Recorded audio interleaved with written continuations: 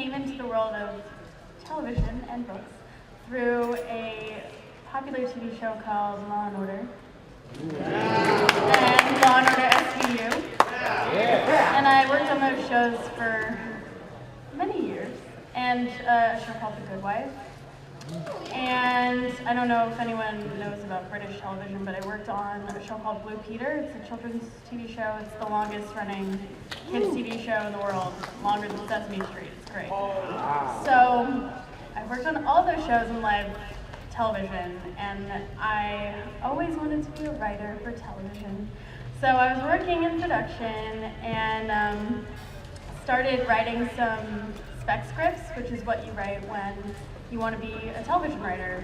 So you basically take an episode, or you take a show that's popular, that's on the air, kind of like the type of thing you would want to write. So if you wanted to, for example, write for My Little Pony, you wouldn't write My Little Pony, you'd write something similar. You'd write A Littlest Pet Shop. So the way that agents can tell if you can adopt a character and write for them like it's really the show is they have you write these samples. And so I started writing for a spec script of a TV show called Glee. And I thought it was in tune with my sensibilities of kind of like happy, fun, silly stuff. And it was really popular at the time.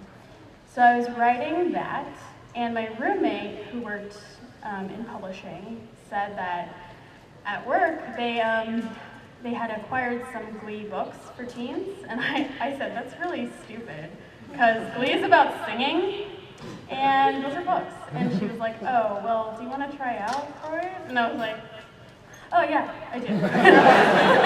Yeah, of course. So I wrote a little sample, and I didn't really know what I was doing, but they always say, like, fake it till you make it. So I kind of just pretended like I knew what I was doing, and it turned into reality. And they chose me, and I worked on that book series for a while. And it sort of led to job after job after job, ghostwriting books that did not have my name on it, which was kind of safe because I didn't have to like own up to it if no one liked it. But sometimes people liked it, and I was like, I wrote that, but I can't say it. So it was kind of great learning experience for that. Fake it till you make it. That's what I did. Yeah. So, now that you've transformed from TV to writing, okay, tell us a bit about the kind of books that you liked to read when you were younger.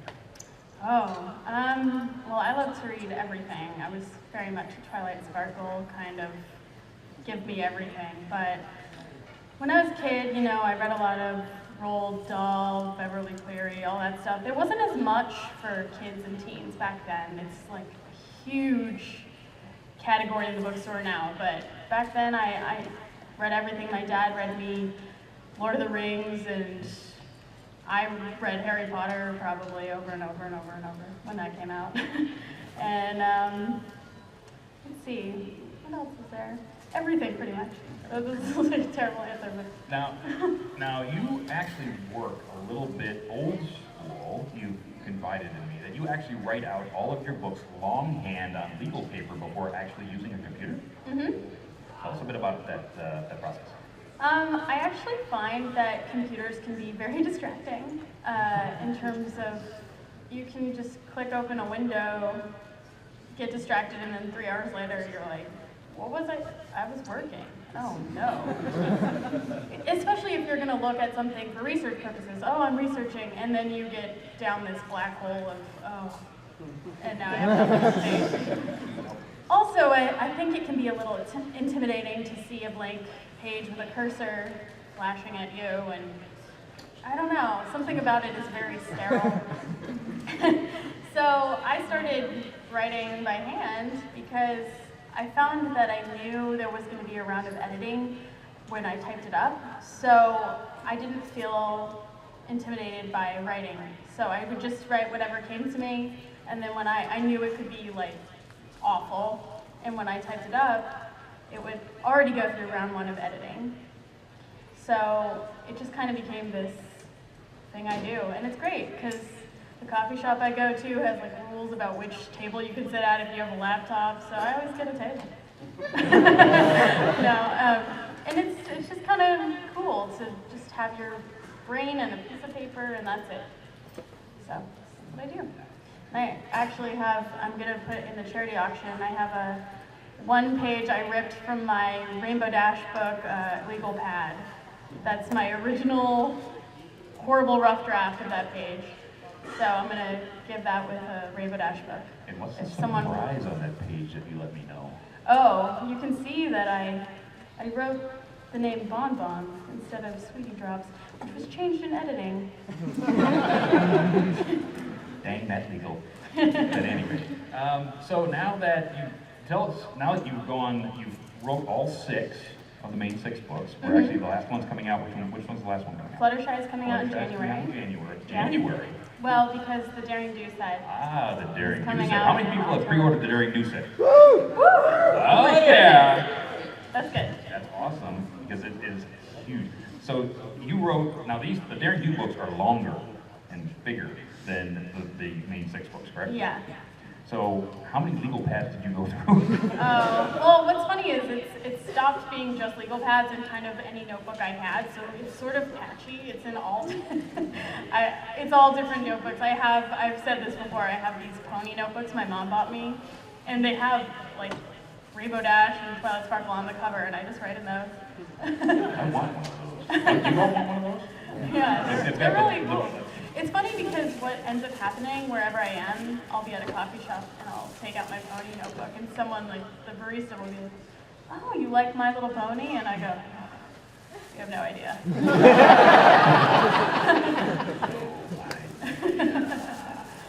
So now that we're at Daring Do,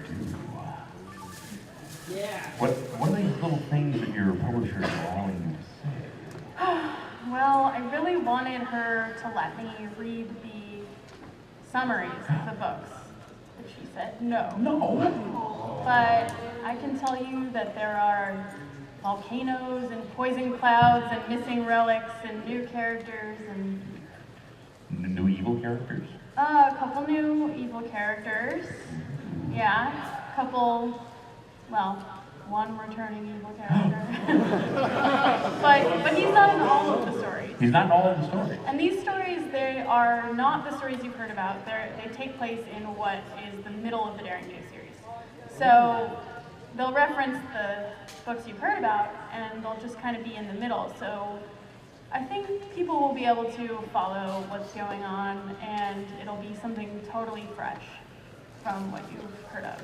So that's an interesting concept in writing a book, where you have canon books that are in the cartoon that things have happened, and now you have to write the 3 in the center. Tell us a bit about that process that you had to like stay within canon but come up with something. it was a challenge at times, but I think I got it pretty good worked out. I kind of just had to basically make a master list of everything in existence that has happened in reference to that, and try to make it into a timeline, because some of the stuff is kind of just randomly mentioned with it wasn't they weren't trying to make it fit anywhere. Right. So it was kind of confusing. So it was but all up to you to make it. yeah, it was like a gigantic puzzle. Nice. But Well, with the success of the pre-order of the Daring Do series, is there going to be more Daring Do? I hope so. I think so. I think so. But I can't Can't officially say. say that or Can't not. officially say anything yet. But the ones that are coming out are in a like cool treasure chest. There's a mini gold Daring Do with it. The box alone is really Box cool. alone. Anybody seen the box And there's- online? That thing is awesome. Does anybody else remember of any book publisher doing that kind of thing for a release? I mean, that thing is awesome. It's like this big. It's like looks like a treasure chest. It's wonderful.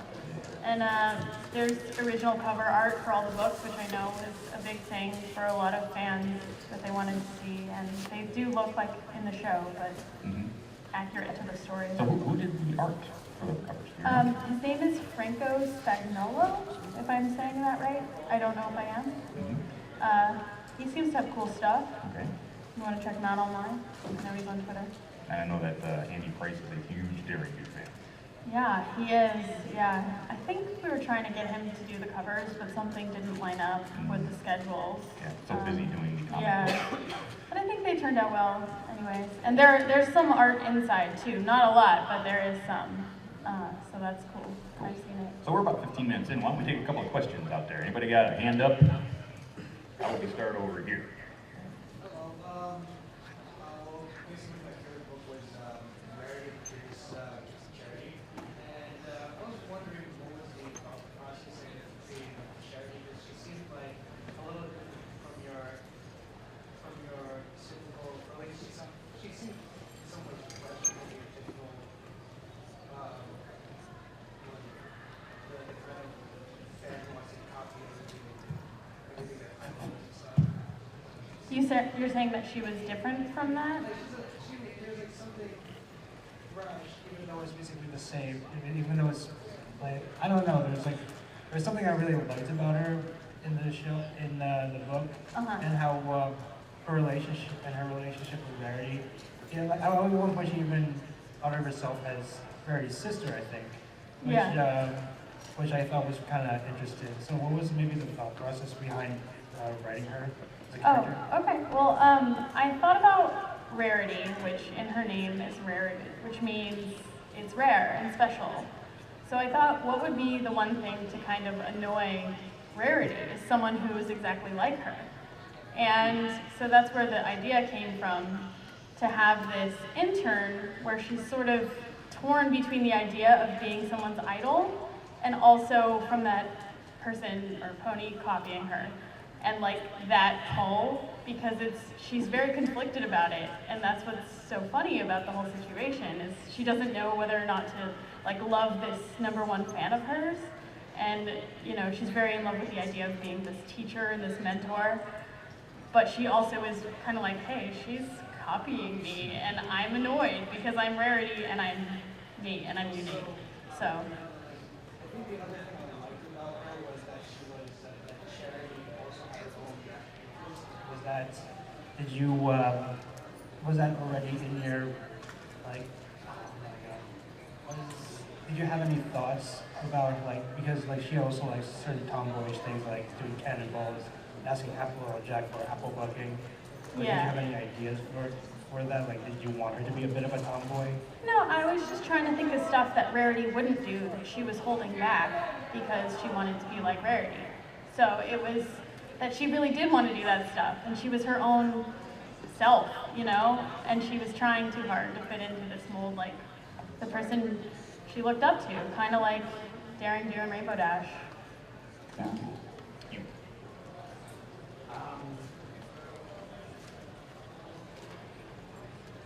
What are your thoughts on how they handled A.K. Yearling in the television show, in the episode Daring Dumb?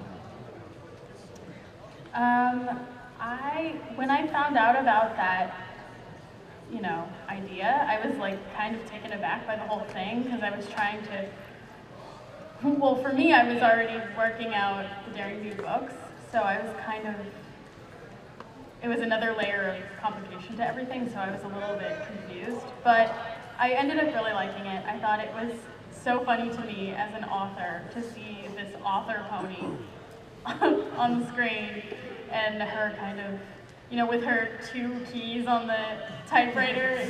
I laughed about that for a while. And, you know, just kind of the, leave me alone, it's my process and all that stuff. I mean, that's not a direct quote, obviously, it's not what she said. But I thought it was really funny and kind of cool. And the same type of, it addressed the same type of like hero fandom sort of thing. Saber. Oh my gosh! So, you really did it!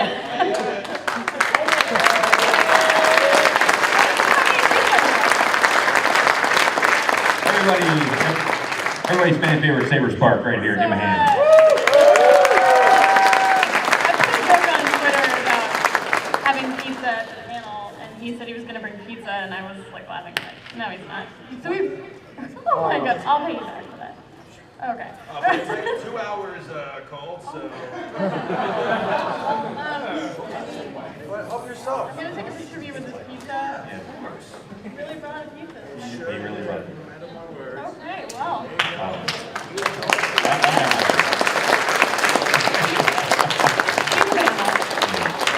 Gentleman in the gray shirt back here. Oh. Okay. I'm gonna eat that later. When you were writing the Daring Do books, did you essentially use your own style or one that you created specifically for the A.K. Yearling character? I think it's hard not to use partially my own style when writing a book, but I did try to make it sound a little more like the text you hear in the show. So I definitely laid it on a little bit more thick with the, she was crawling through the jungle and this and that, and there was smoke rolling in. I did make it a little more fancy than I normally would. Okay. Let's go you. Yes, you.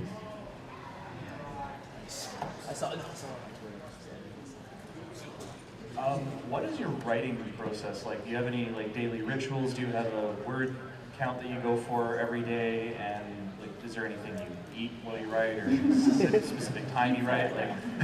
I need to write right now. No. I try to have rituals. It's kind of hard because my schedule's unstructured, and it's hard, but it's awesome. I try to get up, I make coffee, I try to get some writing in. I find if I can peel myself out of bed earlier in the day, I actually get a lot more done, because then I feel like I've done something for the day, Some days I'll sit there and literally look at it and write 2 sentences and then be like, I'm the worst. And then I don't write anything at all that day. But the creative process is not linear, so some days I write 20 pages or it's very different every day. But I do have a lot of really, really fast deadlines that I have to achieve, so it's kind of random, honestly. And as for eating things, I really like pistachios and pizza. Cold pizza. Here we go back here to the right. Yes.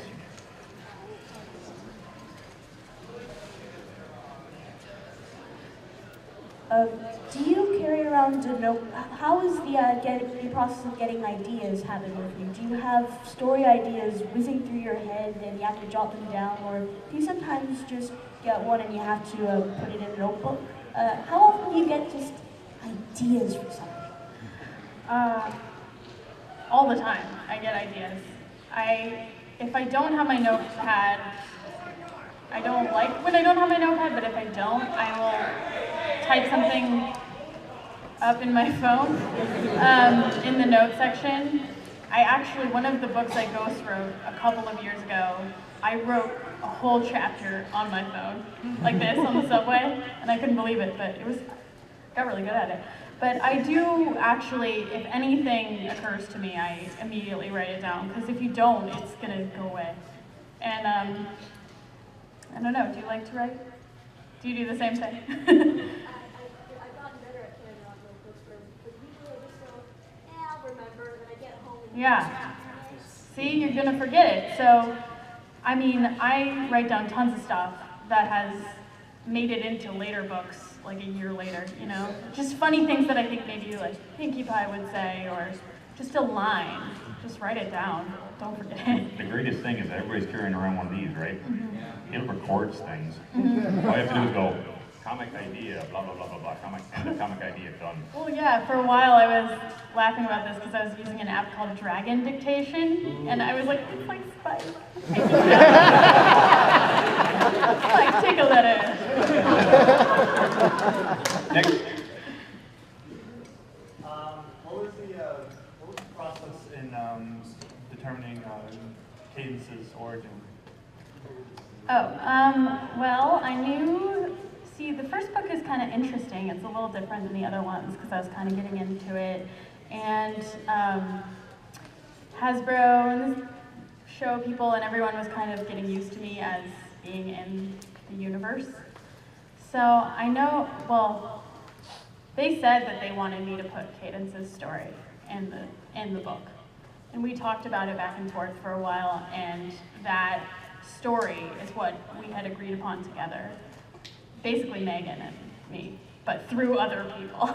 I didn't know her yet, so we kind of back and forth said, what about this, what about this? And that's what it ended up as.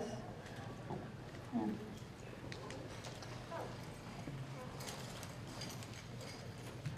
Thank you.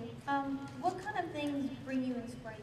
Like, is there certain types of music or art or television or other writers? Yeah, I mean, definitely other writers. In terms of books, I mean, I just go to Barnes & Noble and I get inspired by looking through and reading the backs of books, and then I want to go home and write. So whenever I'm feeling stuck, that's actually what I do. And I mean, just any show that's just really amazing, or people that are good at their jobs, makes you want to totally kick butt, you know? Even like the show writers on Pony, when I get to read all the scripts, so whenever I read them, I'm just like, oh, I have to step this up. I gotta be like them. So, and actually now I think is a good time to say that I wrote an episode for season 5.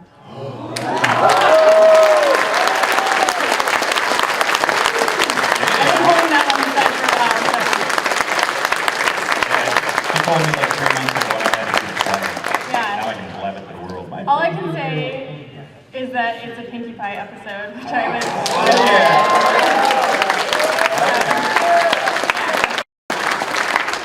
Next question. freaking out. Let's see, someone way in the back. How about you in a black shirt way back there? I have a staff guy running, I'm sorry.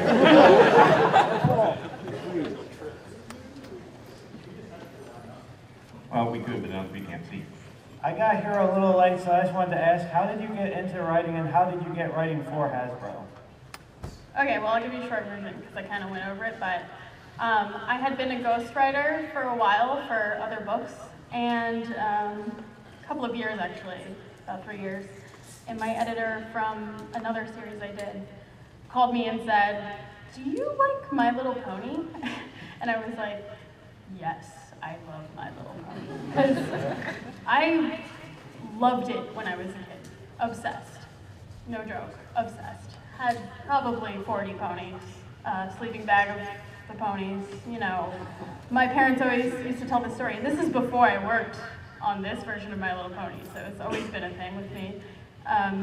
The movie, which I just rewatched, and it's kind of weird, but the movie was the only thing for about 2 years of my life that would calm me down when I was a little kid. So when I had babysitters and stuff, it was just on loop. So something must have really found its way in there. So anyway, I started working on the series because it was through my editor that I had worked with before. And, you know, same thing. They give you a trial, you figure it out, you do tons and tons of research, and then you go for it. Let's go for the green hat. Yeah, you. With things like blue dazzleberries and fun flowers, how do you feel contributing to the canon of My Little Pony? How do I feel what? Contributing to the canon, the universe in a sense, building Equestria. I think it's really fun because the books provide, like the comics, an opportunity to add in little details that might not be in it otherwise.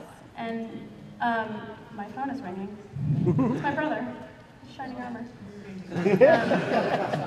Say hi to my brother, everyone. Hi! Now say hi, Garrett. Hi, Garrett. I'm on a panel right now, I can't. That was the whole crap talk for you. Okay, I gotta go. Okay, bye. So yeah, the blue dazzleberries and the giant fun flowers. Yeah, that stuff's like really fun details to add because there's so many more pages to put those things on, and you can really describe everything or make random jokes. And I think it's the best part of getting to write the books, actually. And I also get to mention certain background ponies and have them say things, and you know, it's great. So. As long as you name them correctly, according to Hasbro. Next. Oh, little girl in her ears right there. Yes. Do you like to reference stuff from Indiana Jones? You mean in Dare and Do? Definitely. Yeah, there are some references in there. How could there not be? I know. It's gotta be a whip at least. Indiana Pony. Indiana Pone. Blue hair. Aside from the characters AK, Yearling, and Dare and Do, who's your favorite out of the main six? Well, it's Pinkie Pie, which is why I was so excited. You have to understand something about me, though. I used to be in high school, I planned all the dances. I planned prom, everything. I can make amazing balloon arches and cakes, and I planned parties, and I definitely identify with her. But I identify with all of them, you know, in some way, like Twilight Sparkle, obviously the book thing, and Fluttershy, I love animals, so, you know. But Pinkie Pie, I think, is like my soul pony. She's just so silly. It's the best. Next. Any younger fans out here? That one, right there. Which book do you recommend? Oh, which one? Well, all of them. No, but I do think that, it's so hard. I do really like the Rarity and Applejack books that just came out recently. I think that they've got some really good, funny stuff, and they're a little more current. But I do recommend all of them. That is my official statement. I think the fun you threw in the Pinkie Pie book is probably the best. Oh, the Rockapalooza. Oh, the rock bands? Yeah, the rock bands. Yeah. Really funny. Yeah. And you know, in some of the books, you don't know, there might be something referenced that's coming up. As in, Pinkie Pie book, I talked about Maud, but I didn't say her name, because I knew that was coming. And everyone was like, she can't just invent another sister. And I was like, Read the books. yeah. Next.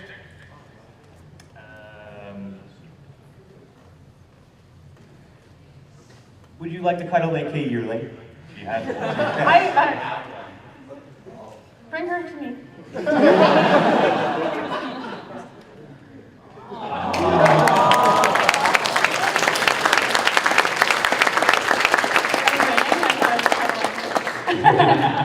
you go. Next. Let's see, green shirt.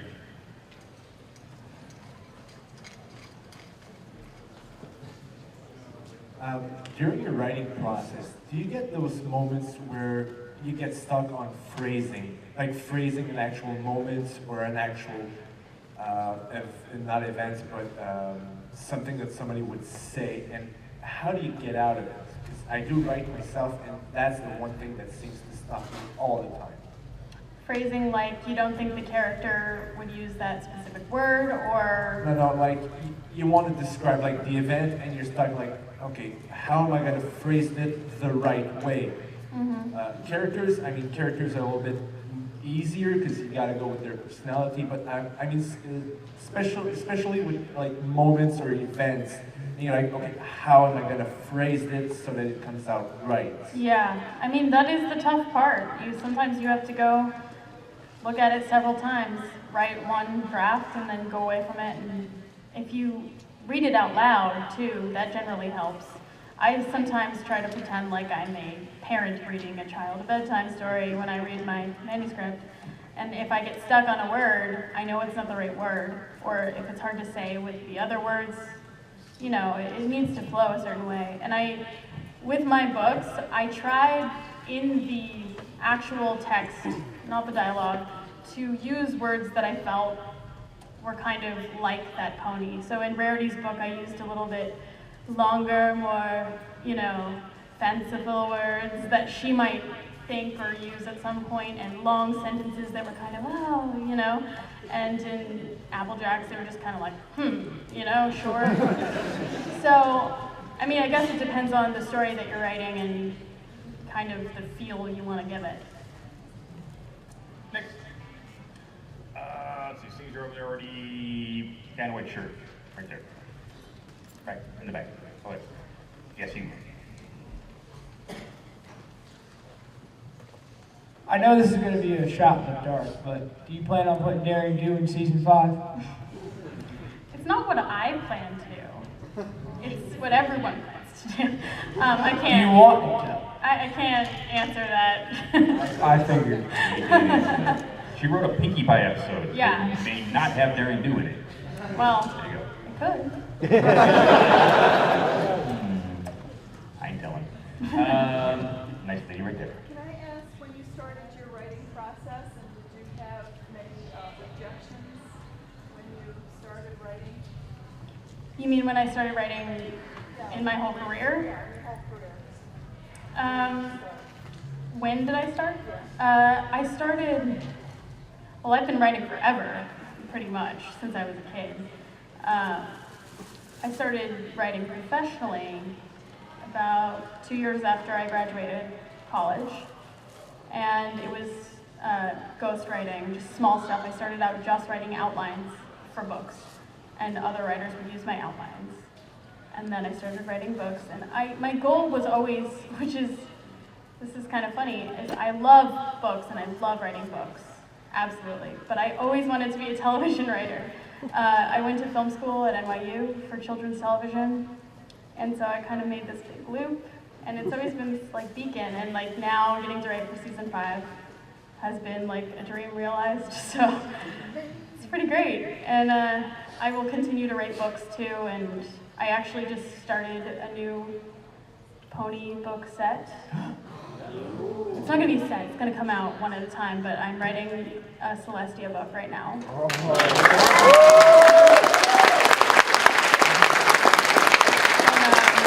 after that will be Princess Luna, and then Cadence, and then Princess Twilight. So it's going to be the princesses. So yeah, that's what I'm working on now, and yeah. Awesome. Next. Nash. Are you ever restricted because like you're writing for children as far as what words you can use because it can't be like too advanced of a level? Not really. Once in a while I'll throw something in that will get changed in editing, but I do try to throw in bigger words here and there, you'll notice, because if they're in the context and, you know, a kid is reading it, or a mother or father is reading it to their kid, and the word comes up, you know, what do? What does this mean? And then you talk about it. So it's not really that big of a deal. I mean, sometimes the sentences are a little shorter to be less intimidating for new readers, or a little more simplistic. But for the most part, no. I always take a shot in the dark trying to, you know, throw in some bigger words. Next. Nice lady. The answer's right there.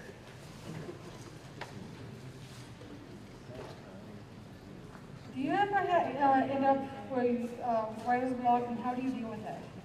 Writer's block?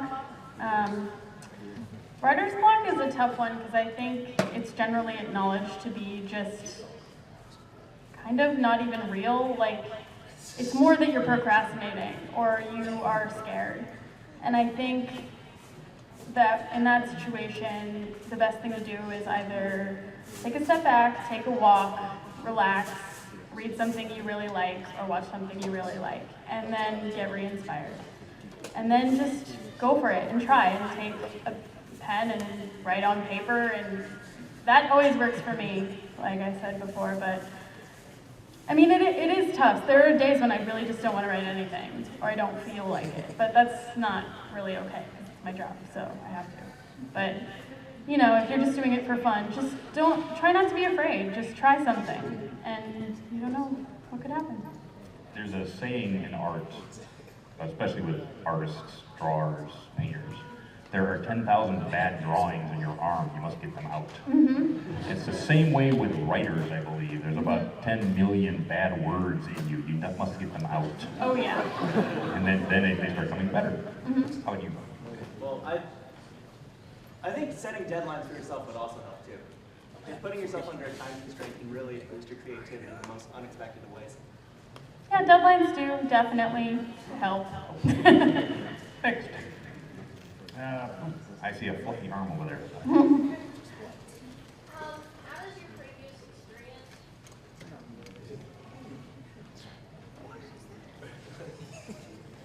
How does your previous experience with the past generations of My Little Pony influence your artistic way about going with Friendship is Magic? I wouldn't say it influences it in any big way other than I have it in me that I watch so much of that. I don't really think about the characters from those generations very much, but I do know, I feel like I know the world that it is, and that helps. And I'm very much in the Friendship is Magic world now. So I think it kind of, well, I think My Little Pony helped shape me into this person that's able to write silly stuff. You know, silly, fun pony stuff. That's probably it. But and before I go on, did anybody see the gecko hooves actually work? Okay, she grabbed that with her hoof. I don't know how that gecko hooves work, magic works. Next, you. I noticed the wings are down on the ground. Real quickly, can we get a round of applause for this runner dude? This Yeah. guy's been like...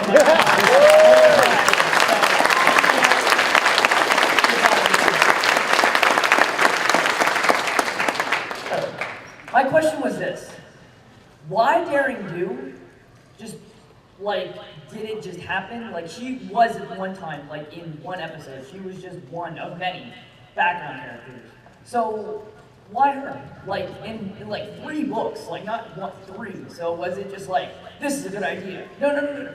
This is a good, they're all good ideas. I'm just gonna write all of them. Like, how did it happen? Oh, well, I think it's kind of one of those things where they were paying attention to what people like, you know, and hey, I feel that. And it seems the natural thing, actually, for the show, because Daring Do is basically the thing that got Rainbow Dash into reading. And if we're doing books that are My Little Pony books, and in the show, the books she loves to read are Daring Do, why wouldn't everybody else want to read those too, you know? And it's just cool because it's kind of this thing where it's about the ponies and it's like what the ponies would read. So it's got this other layer to it, and it's just cool. On top of that, how many people here would actually see a spin-off series of Daring Do in it? How many would watch that? Everybody would watch that, I'm pretty sure. So, yeah. It's well, we'll marketing work on 101. If your fandom wants it, do it. Yeah. Okay. You.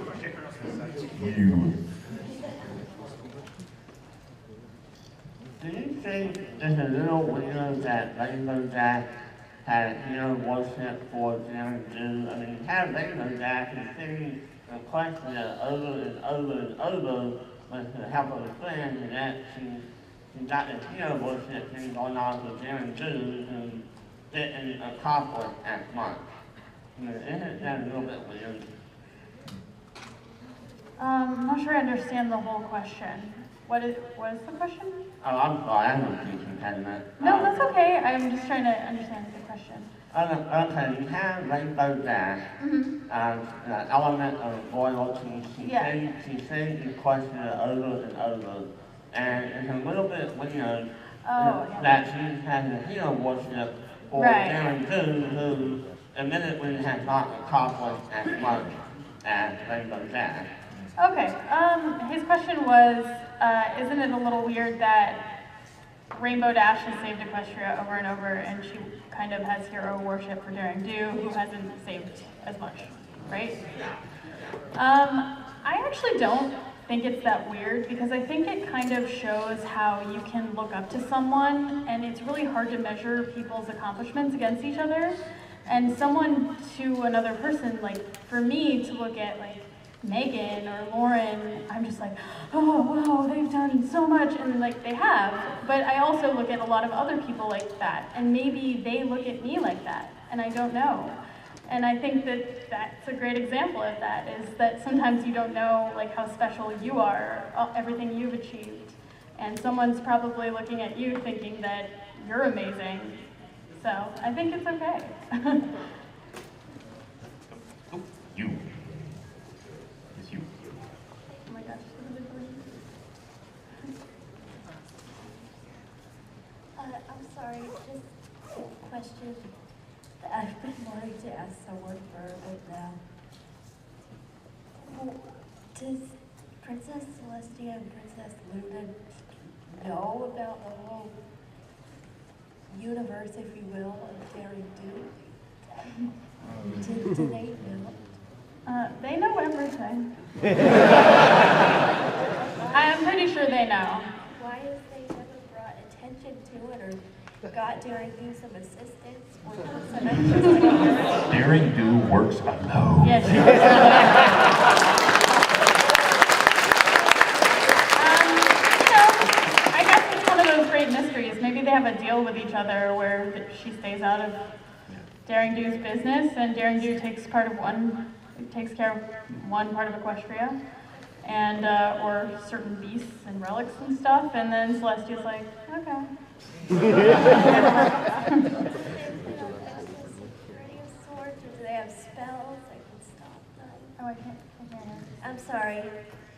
Do they have spells that can stop the critters that try to get Daring Do? And what assurance do they have that Elizondo, I think his name is, won't just kill Daring Do outright instead of trap her in overly complicated ways? Why? These are all very good questions, but I'm not sure. But it's the same kind of question as to why the Cantaloupe ponies can't recognize the 6 ponies that have saved their butts over. It's the same question.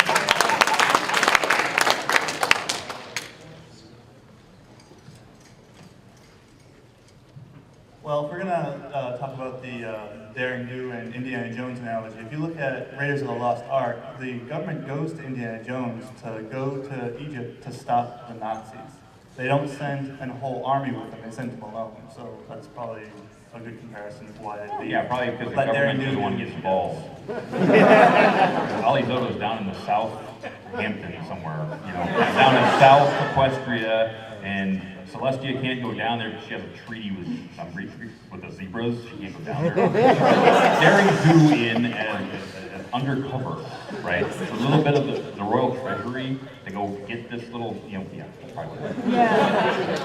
Let's get somebody else. Who else has their hands up? How about you?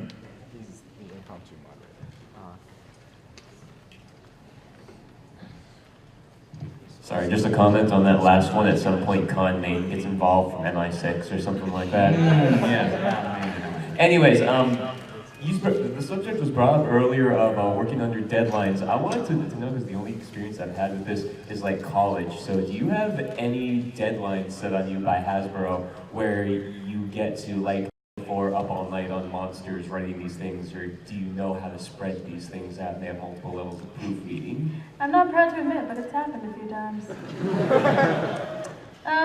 But you know what's funny about when that does happen? And it's that sometimes the best stuff I write is under those, nights of pure pressure. So it's tough, because it's, if I didn't come out with such good stuff, maybe I would never do it again. But I don't know. It's different every time. Sometimes I have a lot more going on in my life, or I'm going somewhere and then I get kind of behind on the schedule that I want to keep, and then I end up all night. But back when I was working in production, for a long time I ghost wrote books, and I worked in TV production, which is very, very long hours. It's about 14 hours a day. And I often had to be at work at 5 or 6 a.m. And my work was an hour away. So I was not sleeping very much because I was working all day, and then I'd come home at night and I'd write all night. And there was one time when I had about 3 deadlines that all lined up together, and it was also what we call a tandem in live production, where we shoot 2 episodes of a show at once. So I was doing a tandem, and I was writing 3 books, and I stayed up for 4 days in a row, and I started to hallucinate, and I do not recommend that. And ever since then, I was like, never again, so I don't do that anymore. How about the gentleman in the black hat over here?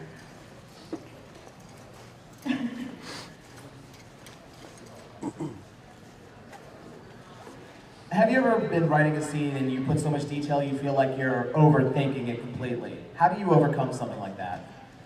Well, I think there's like a rule in fashion, to quote, like Rarity or something, where you're supposed to, when you put on accessories, you're supposed to take off like 30% of what you put on, like if you over-accessorize. So it's kind of the same thing. So you know you're always going to shave off like 30% or something like that. And just know that if you want to lay it on thick, you're going to have to cut it down. And then it becomes so much cleaner and like tighter and reads better. But editors help you with that. If you have a professional editor, then you're working professionally. But if you don't, I mean, you could even have a friend read it and see have them be honest. If it's too flowery, a big mistake that new writers make is put in too much descriptive language. But if you hold yourself to that, take some out. Yes, there should be 3 paragraphs to describe that can of Coke. Next. Let's see, somebody we haven't talked to yet. How about the gentleman with the glasses over there?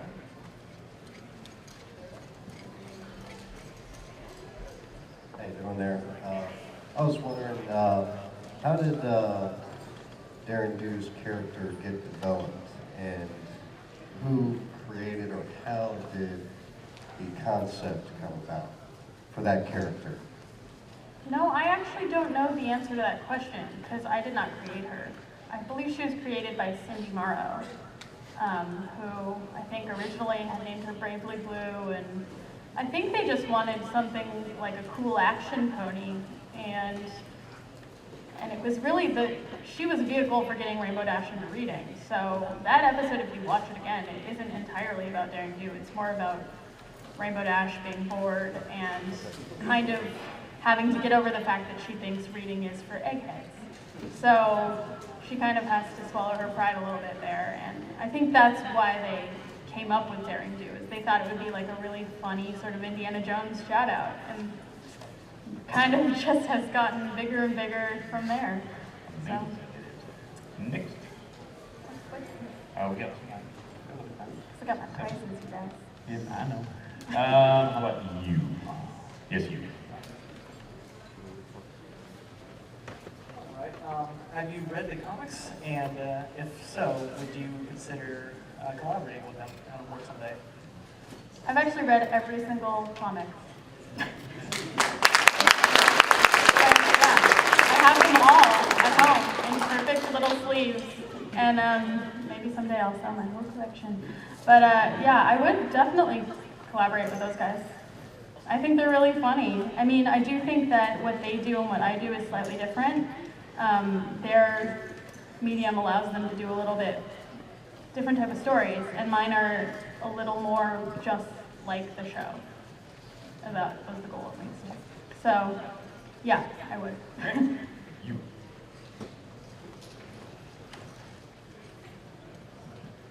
Speaking of IDW, would you ever consider writing for the comic? Yeah, I would love to. Absolutely, I love comics. I do. Let's see. You. Yeah, you. You. Yeah, you. Yeah, I'm doing this. Yeah. Blue shirt, right down along here. That guy over there. Do you read any fan fiction, and if so, what do you think of that? No, I don't read fan fiction. It's the same answer that I'm sure you've heard other show people say, is that it just wouldn't be right for me to read it because I don't want to steal someone's idea. And if there is an idea that's similar that someone else had, it's because it was a coincidence or maybe it was just a great idea, you know? I just can't do it. I don't want that in my brain.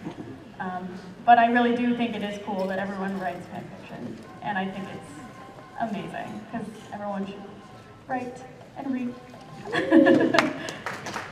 Gentleman in the Batman shirt right there with his hand up.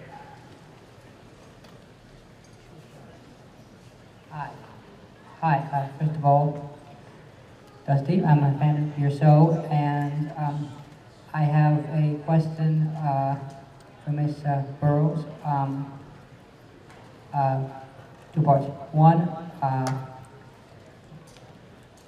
when you were writing the chronology of Daring Do, did you ever give her an origin of some kind?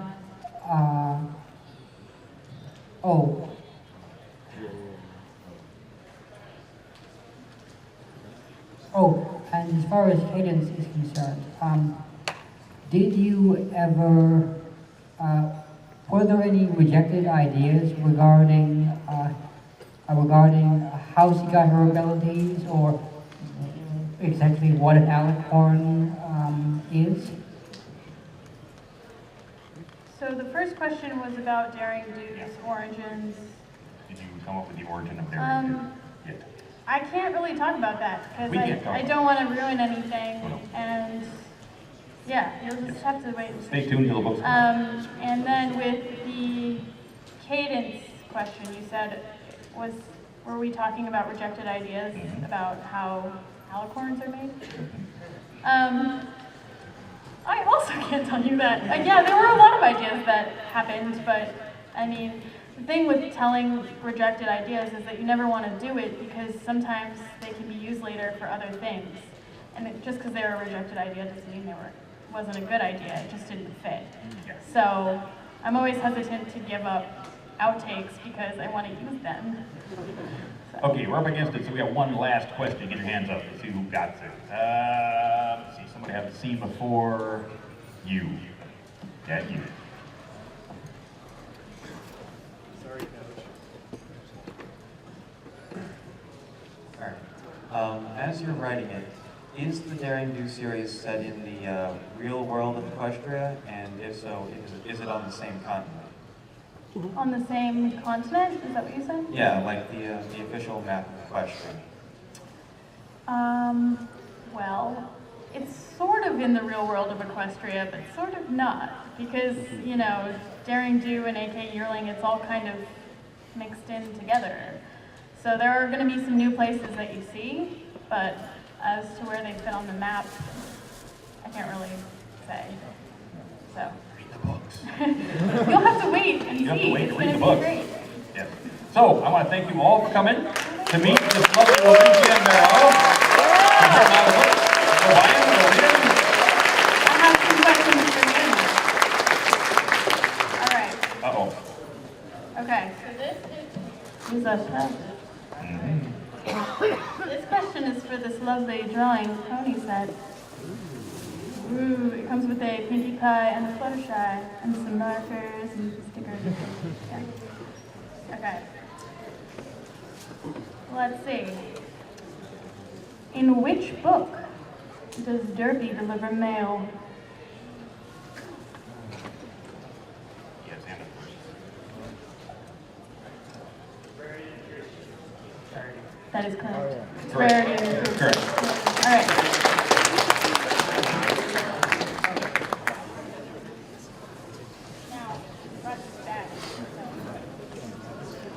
For this lovely bag.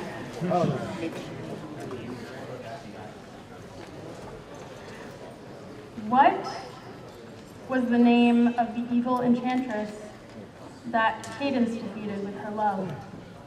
You were first. Prisma. That's close enough. It's Prismia.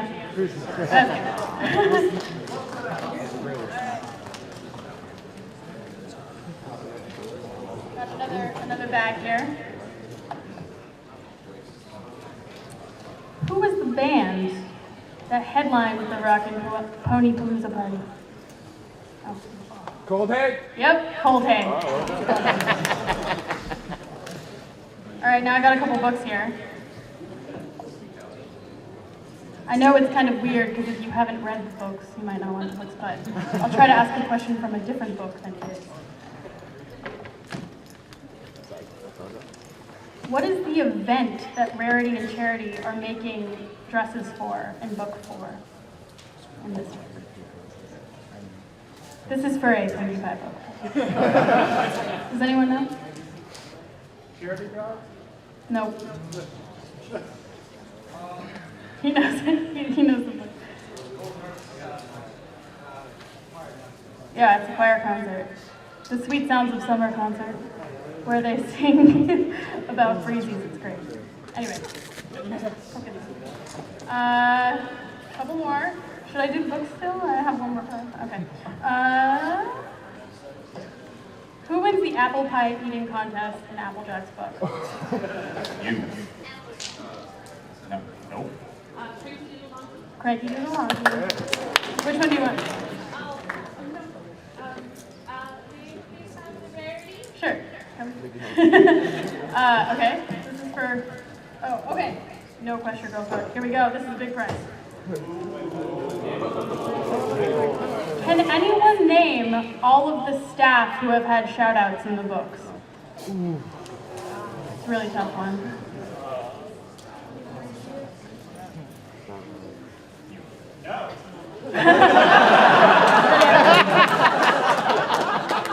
All right, I'll ask a different question. That was too hard.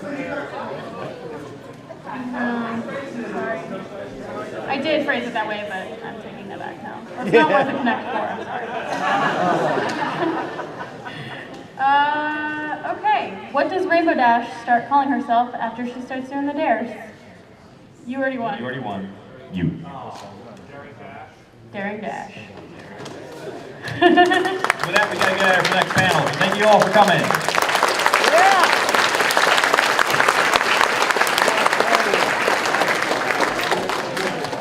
Time, everybody.